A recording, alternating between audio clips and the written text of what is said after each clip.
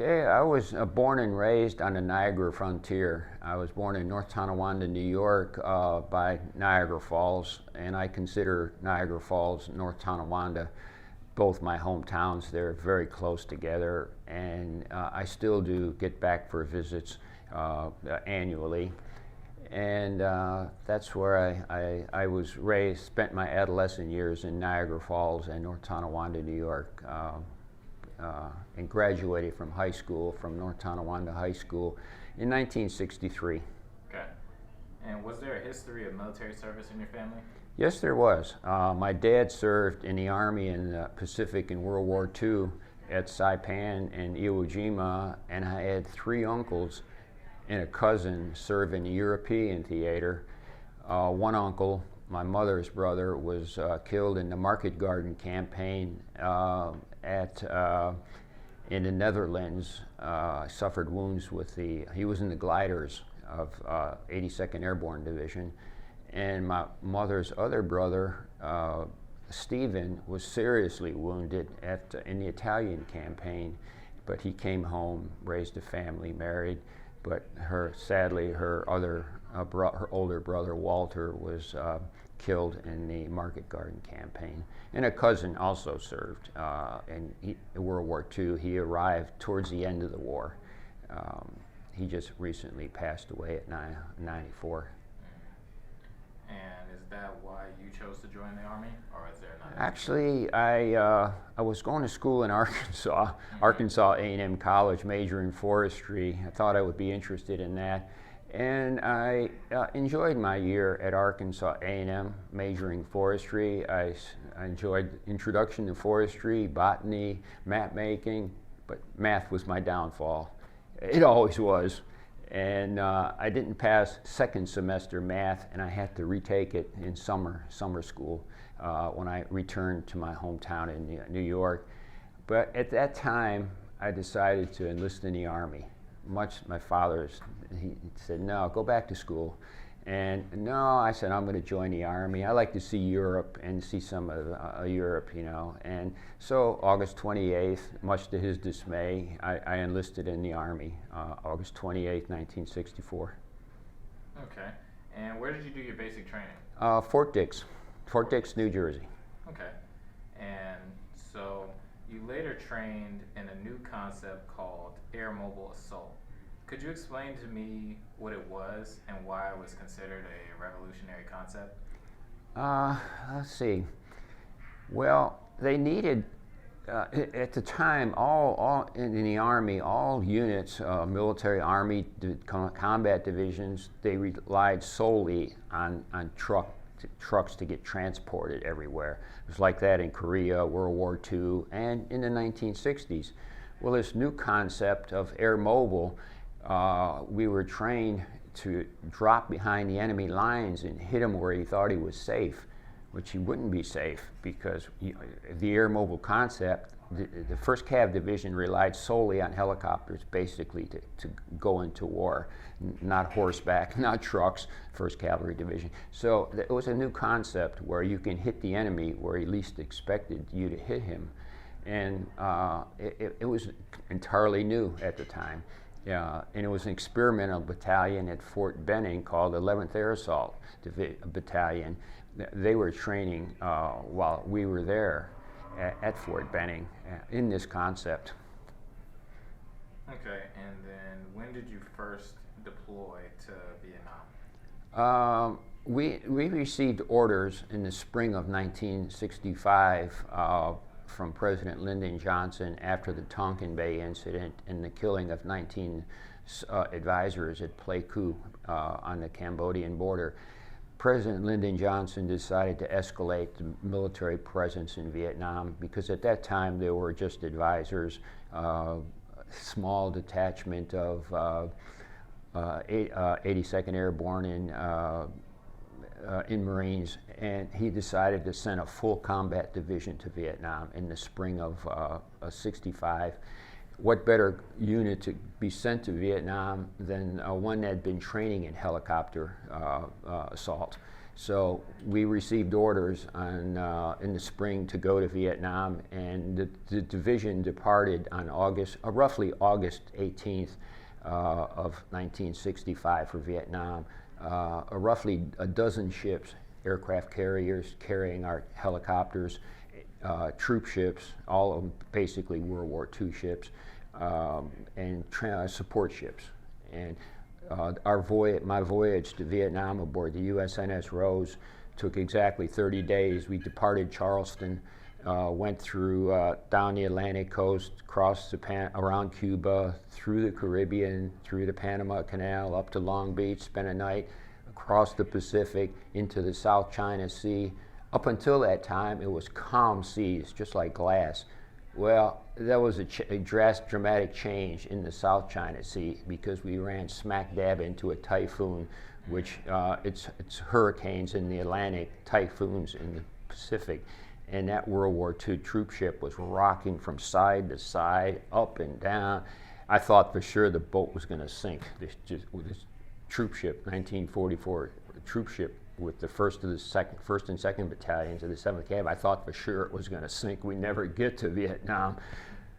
The seas calmed, and we arrived at a crescent-shaped beach at Quy Nhon, a city on the coast there. We climbed down rope ladders just like our forefathers did in World War II, and into landing craft, and hit the beach, which was secure. It wasn't an unsecured beach.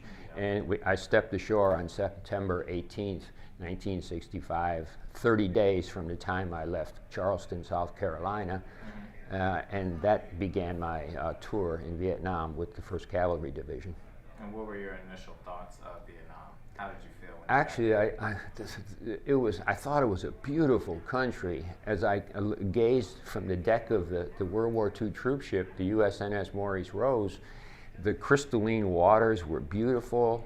It was a crescent-shaped sandy beach, and the crescent beach was surrounded by emerald green hills. A beautiful landscape of emerald green hills, sandy beach, crystalline water.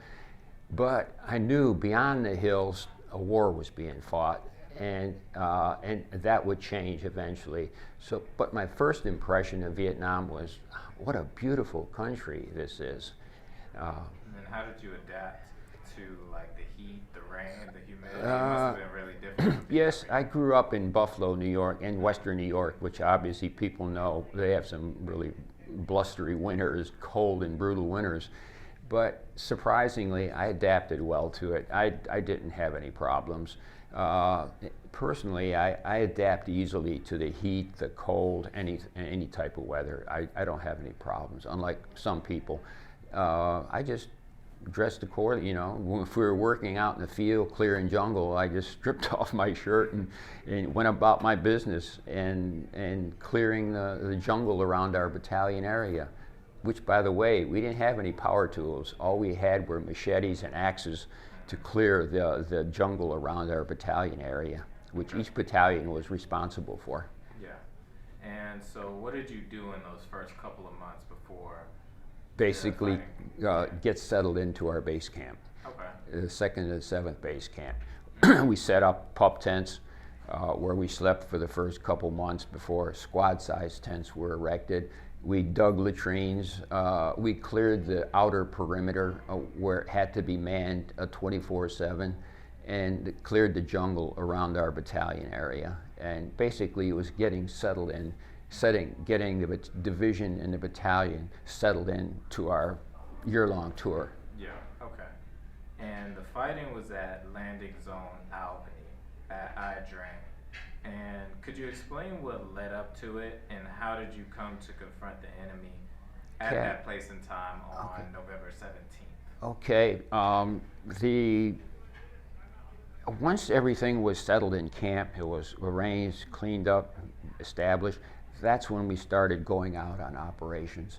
The first brigade was the first brigade to go into the Ia Drang, and that was in early November, I believe, the 1st Brigade, 2 battalions, but they didn't go to Chupong Mountain. They went to surrounding areas. They captured, if I remember correctly, they captured a hospital, an NVA hospital, and had small encounters with the North Vietnamese. When they pulled out the first brigade, they sent my brigade in, the 3rd Brigade, which 1st and 2nd Brigade consisted of three battalions. My brigade only had 2 battalions, 1st and 2nd, 7th Cavalry. And when we went in the field, they would bring in a battalion from one of the other brigades.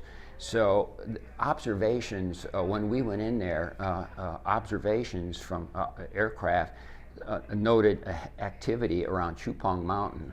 And they learned obviously that was an infiltration point into the south from the Ho Chi Minh Trail. There was a clearing at the base of Chupong Mountain. It was designated LZ Albany, LZ X-ray, I'm sorry. And the 1st Battalion of the 1st Battalion of the 1st to the 7th landed there. They were immediately hit by North Vietnamese coming off Chupong Mountain. They struggled at the LZ at X-ray November 14th and 15th, sustaining fairly heavy casualties, 79 dead and countless wounded.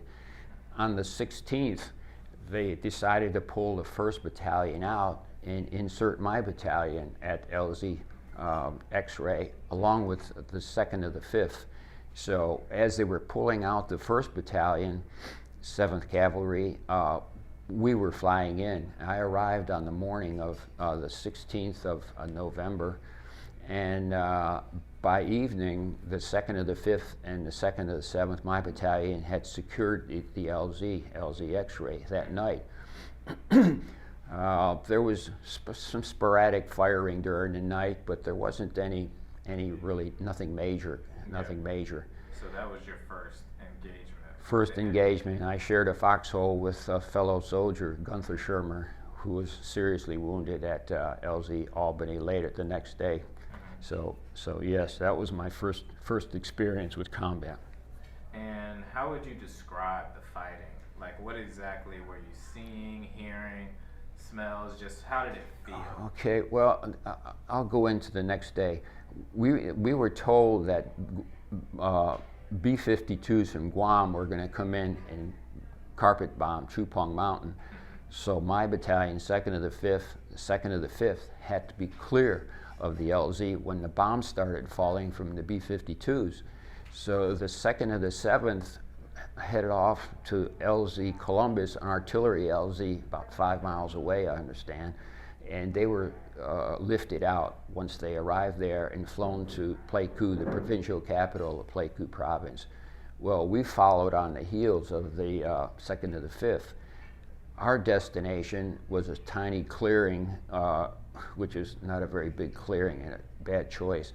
We veered off to LZ Albany, where I understand we were to be lifted out, but from what I learned later, 30 years later, that wasn't necessarily true. So we had veered off to LZ Albany. The lead company had they got into the clearing, secured it, and the rest of the column was strung out for about over 500 yards. And I remember Kenny Bolich, a buddy of mine, he and I were together at the time, and when the column stopped, we dropped to the ground. We were exhausted from toting radios and grenades and ammo and everything, and we dropped to the ground. Well, little did we know at the time, 1,100 North Vietnamese, if I'm not mistaken, I think it was a 66 regiment of North Vietnamese, they were nearby. They weren't at LZ X-ray. They were just sort of a reserve. Well, scouts immediately saw these guys, American troops at LZ Albany, and thought it was just a company. Well, this is going to be a piece of cake, man. With over 1,100 of us here. They quickly realized it was more than a company, it was a battalion. It was strung out for 500 yards. So what happened was they encircled LZ Albany, and the length that went down the length of the column. and they were going to get some vengeance from revenge from what happened at X-Ray. So at 1:30 in the afternoon, these North 1100 struck my battalion, the 2nd of the 7th, which was under strength at the time. There was only 375 men in my battalion at the time, so we weren't up to full strength. So all of a sudden, mortar rounds come crashing down, automatic weapons fire we were taking, machine gun fire, snipers in trees were firing down on us. I had a man, I was lying on the ground, and a man beside me was shot in the back from a sniper in the tree, and somehow that sniper didn't see me. But that was my first full experience of combat, and it was just one hellish nightmare. I couldn't believe what was happening, you know. I'd never fired my M16 at all in Vietnam up until that time. So. Did you feel like your training kicked in pretty fast? Or well, yeah, training kicks in, but once mortar rounds are exploding all around you, machine gun bullets are flying everywhere, you know, there's no rhyme or reason who dies and who lives, who's wounded, because it's just random. You know, I've had a man killed on the right side of me and the left side of me, and yet I survived. So it's just, I don't know how to explain it. But yeah, your training does kick in, but it's just a matter of pure luck once those bullets start flying and the mortar rounds start exploding as to who lives and who dies. And how quickly did you realize how badly you guys were outnumbered? Oh, immediately. I mean, guys were dropping all around me, and I could see the North Vietnamese approaching us, firing away, throwing grenades, and it was just a matter of trying to keep them away from the column.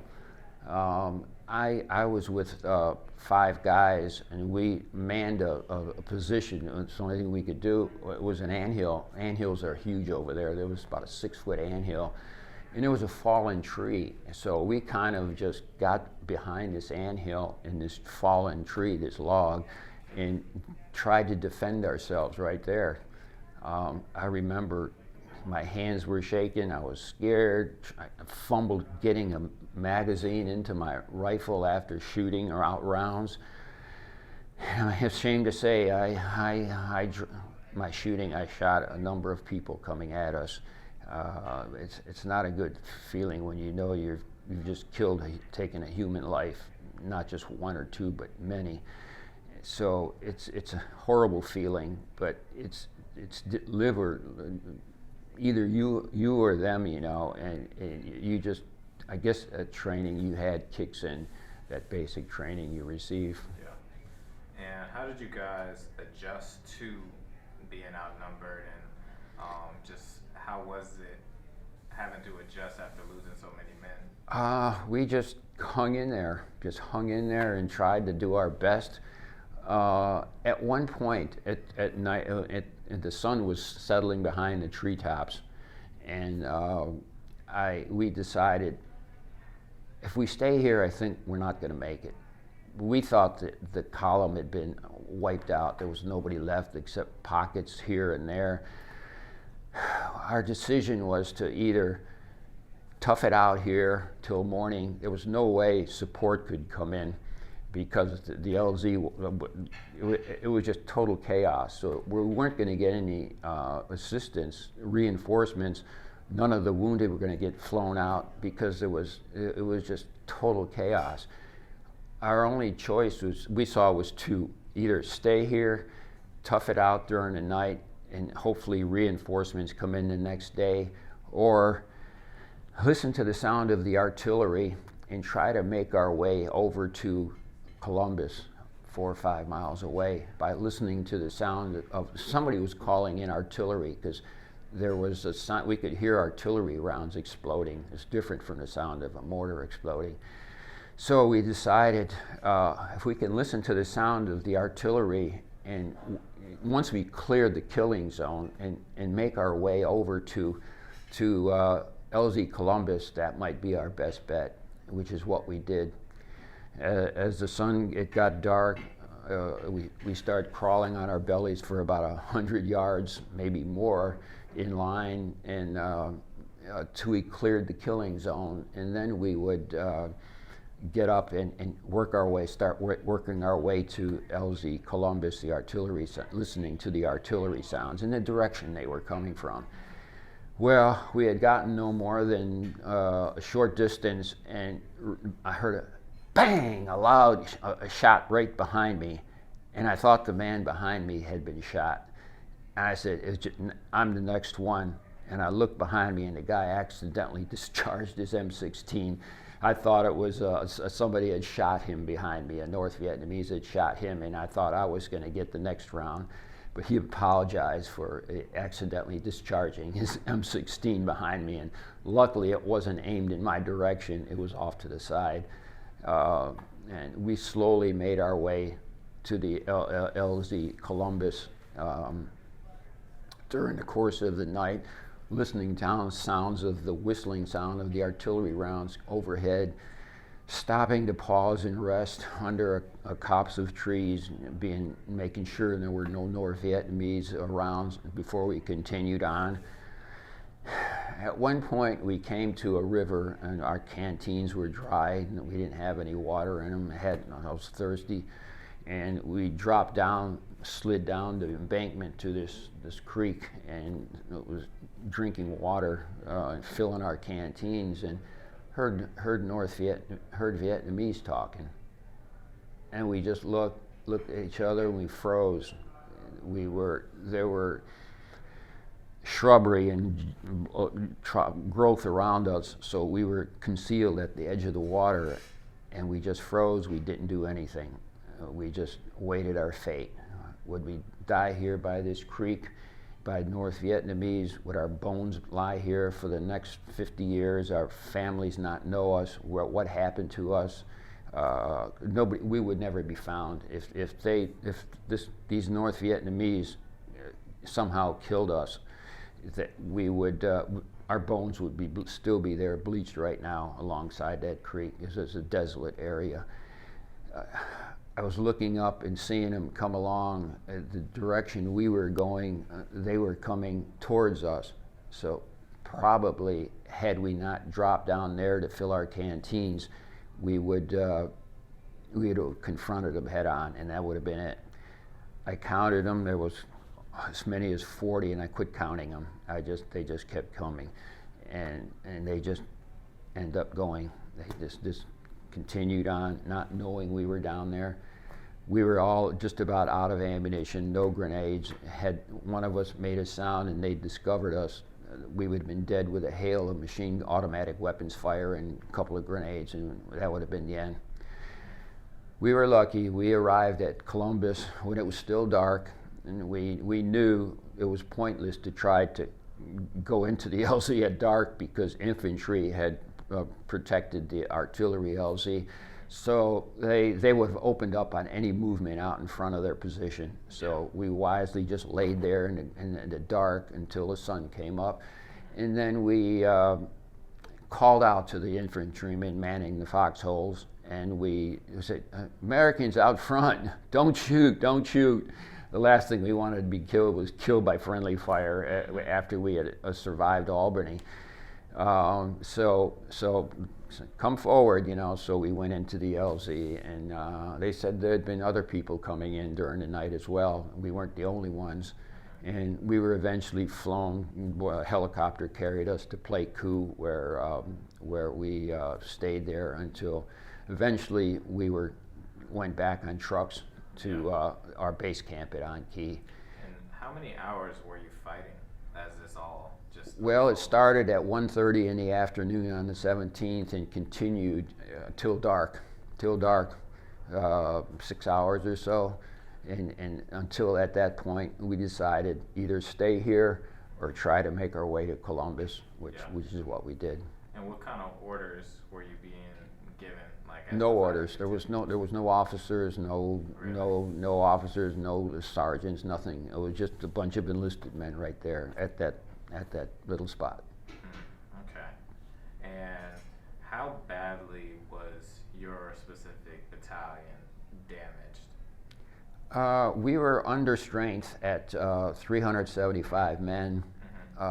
When we returned to base camp, 155 were killed in that 6 hours, and 135 were wounded at 6 hours of combat. So we were decimated. When we got back, we were reconstituted with all new replacements coming in to occupy the bunks of all those that had passed away. They were killed at Albany. And you said that this day changed your life forever. Could you tell us a little bit about how? Okay, that day, November 17th, is special to me. It will never, always a special day for me, because I thought it was the last day of my life. I was a 20-year-old. I thought I had my whole life ahead of me, and as I lay there on that battlefield over there, surrounded by North Vietnamese, dead and dying all around me. The North Vietnamese also suffered heavy casualties, by the way. They had 400 killed and countless wounded. At the end of the battle, they were going around carting their wounded off the field, and then they would, any wounded Americans they encountered, they put a bullet in their head, back of their head. They killed any Americans they found. So who knows what would have happened if we stayed at LZ, at Albany. But anyways, as the sun went down and I was laying there, I thought for sure this was the last day of my life. I'm 20 years old. I'm never going to see tomorrow. I didn't think there was any way possible I was going to survive this slaughter. And I made a vow then, if I somehow get through this nightmare, I'm not going to take anything in life for granted. I've seen so much killing and dying here, and I learned just how fragile life is, you know. And from that day on, I said, if I survive and make it home to my loved ones, I'm not going to take anything for granted in life, especially tomorrow, which isn't guaranteed. So from that day on, as a 20-year-old, I now, and I still do today, I live each day like it's my last, like there's no tomorrow, and that's how I've lived my entire life since that day. It totally changed my philosophy and outlook on life after seeing so much death and dying, and seeing how fragile life is. So I live each day, each and every day, like it's my last day of my life. Number two, we only get one go-around in life, not 2 or 3 lives. So I wanted to get the most out of the only life I would ever have. So I embraced a healthy lifestyle of exercise and eating right, which has paid off. I'm in my golden years now. I'm soon turn 78, and I'm doing things I did in my 30s and 40s. Because I embraced a healthy lifestyle of exercising all my life. I ran for 30 years, took up walking in my 60s, and I now walk a mile every single day in my neighborhood, and I work out doing push-ups, sit-ups, work out with a 15-pound dumbbell to stay in shape. So that experience at Albany completely changed my outlook on life, and I can't imagine what I would be like today if I had not had that life-changing experience on November 17th, because all my friends are, you know, they didn't go through an experience like that, and they don't know how precious life is, but I learned that way. It was a hard lesson, but it changed my outlook, philosophy on life, and I feel like I'm in terrific shape for somebody my age. I weigh 12 pounds more than what I did at LZ Albany, and so I haven't gained much pounds, and I'm enjoying my golden years, and I think of all of those fallen guys that never got to enjoy their golden years, retirement, as I'm doing right now, because their lives ended in their 20s, and so that was a life-changing experience for me. So there was some good that came out of that experience, because it changed my entire philosophy on life. Would that be something that you would say that you and maybe the others who made it out learned about being soldiers that day, or was there anything else that you feel like you learned out there on the battlefield? That was basically what I learned, how fragile life is, and how it Yeah. can end so abruptly. And where did you go, and what did you do after after the battle on your tour? Well, when my year in Vietnam ended? Well, after this battle, Oh, where did you go? What did you do? okay. We spent several days at Pleiku, and then we were boarded deuce and a half trucks and went back to our base camp at An Key. It, it only took a few trucks to cart us back to An Key because of all the casualties, all the dead and the wounded. So it was just amazing how few were left, and it took so few deuce and a half trucks to take us back to our base camp. Okay. I was at the actually at the airfield at Pleiku. I was able to see all the dead from the battle at LZ Albany. They were in rubber body bags lining the airfield at Pleiku. Just incredible. I couldn't believe it. And one of them, a friend of mine, pointed out there's a Sergeant Jenkins there, and he was the first person I learned of my company that was killed at LZ Albany, Freddie Jenkins. He kind of a mentor to me, took me under his wing when I came to Fort Benning because I was an inexperienced radio operator. So, he pointed to me, and I couldn't believe when he said, "That's Freddie there," and I didn't want to look at him, but I had to. Maybe he was wrong, and I opened the body, pulled back the poncho, and that was my Sergeant Freddie Jenkins, and it broke my heart because he and I were really close in headquarters company in the Commo platoon. And I had another buddy that the fellow Kenny Bolich, a gentleman with me, soldier with me there at the time of the ambush. We immediately became separated. He was listed as missing in action after the battle, and was listed missing as action for a week or so after the battle. Well, they flew me into Saigon to go to the morgue and see if Kenny was among the wounded, the dead in the morgue in Saigon. Well, they flew me into Saigon, and as I approached the morgue, there was a flatbed trailer out front, and it was stacked with coffins, 4 high, the length of the flatbed trailer. And I said, "Oh my God, that could have been me in one of those coffins, easily have been me." Well, I went inside the morgue, and there was a marble slab in the middle of it, and this is where the remains were brought in, and they attempted to identify who this person was. It was covered with maggots. I don't know how long it had been out, exposed in the sun, in the heat and everything, humidity. There was six bodies that were unidentified at the time. They took me to each one and unzipped the body bag and see if Kenny was among them. And Kenny was not among those six unidentified. If he was, I might not have been able to recognize him because of some of the ghastly wounds and how the body had decomposed from being in the sun.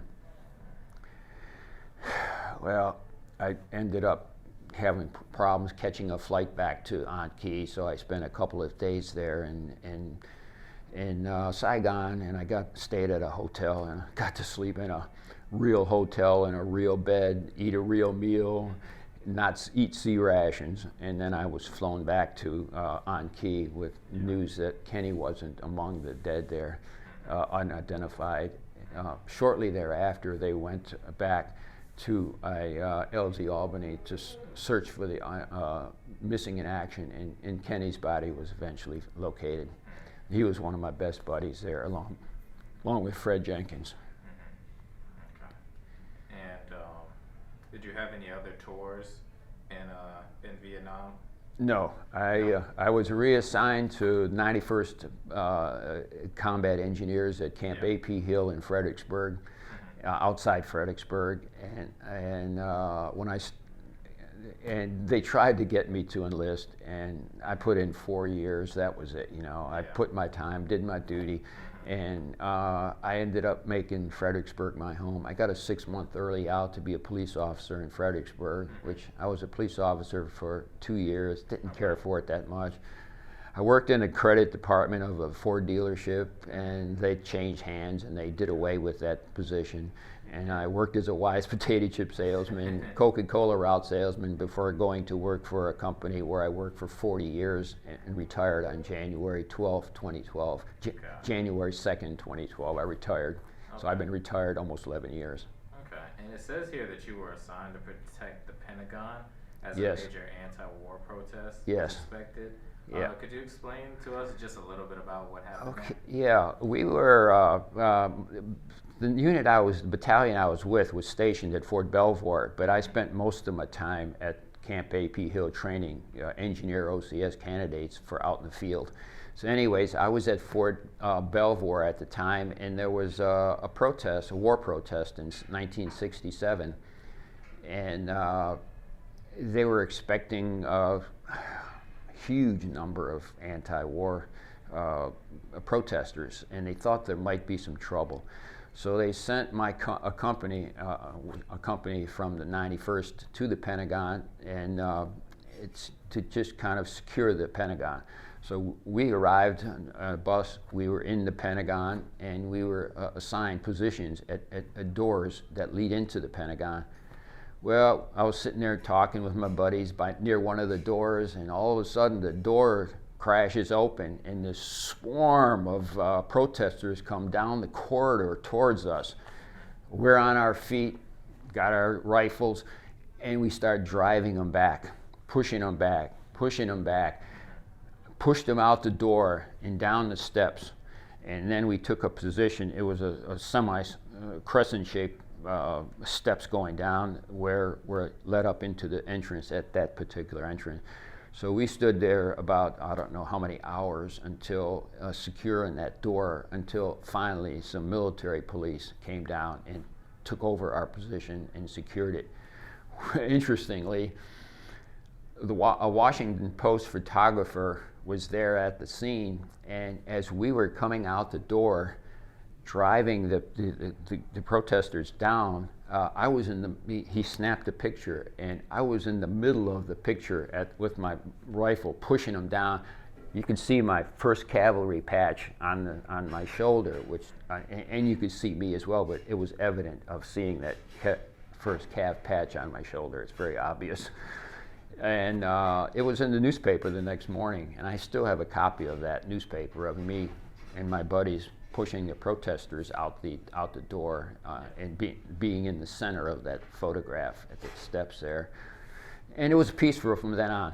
There was no troubles. They were putting flowers in our rifle butts and saying peace and all this other stuff, but they were a bit more vocal prior to that, when they come charging, busting through the doors. Mm-hmm. Yeah. Okay. And so most Americans today do not serve in the military and cannot possibly know what you went through at Albany. So what do you want people to know about you and about the men there and what they sacrificed? Oh, I don't. Freedom isn't free. Yeah, it's not something that's free. You have to work for it, fight for it at times. And the sacrifice, a lot of sacrifices were made during World War II to stop the Nazi regime, the Imperial Japanese. Later, American soldiers went to Korea to keep South Korea safe, where there was a spread of communism, seizing South Korea. We went to Vietnam to keep the spread of communism down into Southeast Asia. So the freedoms we have today was paid for in blood by servicemen who served to preserve these freedoms we have, whether in World War II, Korea, Vietnam. Freedom isn't free. It's paid for in blood, and people today don't really appreciate that anymore. They just I don't know. It's more of a me society these days, but I may be all wrong. I don't know. But all the freedoms we have today didn't come for free. They were paid for by servicemen the heroes are the ones who died and never made it home to their loved ones. I was one of the fortunate ones to make it home. But those freedoms we have today were paid for by the blood of American servicemen over the years. And what would you say you're most proud of from your time in the service? Well, I was a bit of a wild teenager, somewhat anyways, before I went in the Army. You know, I carefree dude, you know, and I learned responsibility in the military. You learn responsibility by taking orders, you know, and not and that's so I matured while I was in the military, and that was one thing that the Army did. I matured. It changed my life, you know, from a carefree youngster until an adult to an adult, a mature adult. I think what it did. And you would say that's something that you're proud of? I am proud of it. Yes, it got me on the right track in life, and I'm proud of my life. I've had a good life. I treat people the way I expect to be treated, and that's how I've lived my life all my life. And yeah. Got it. All right, George. Thanks so much for your time today, and thank you for your service. And we appreciate you doing this interview with us. Thank you. It's been a pleasure, sir.